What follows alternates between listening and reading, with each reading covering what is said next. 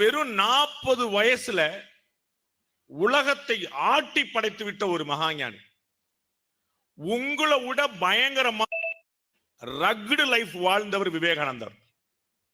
இன்னைக்கு பார்க்கக்கூடிய ஸ்டாச்சுல சிலையா இருக்கக்கூடிய அல்லது போட்டோவா இருக்கக்கூடிய அந்த காவி உடை தடித்து அந்த டர்பன் அவர் மட்டும் இல்ல, உங்களை விட பயங்கரமா அன்னைக்கு இந்த ஹேர் ஸ்டைல்லாம் கிடையாது, இந்த கட் பண்ணி சைடு பண்றதெல்லாம் கிடையாது, இல்லாட்டி அதை விட பயங்கரமா இருந்திருப்பார்.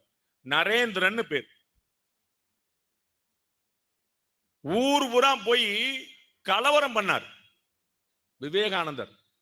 இந்த சாமியார்லாம் வாங்கி கடவுளை பார்த்திருக்காம எங்க காட்டு பாப்போம். ஹலோ ஜென்டில்மேன், கடவுளை பார்த்திருக்கீங்களா? காட்டு.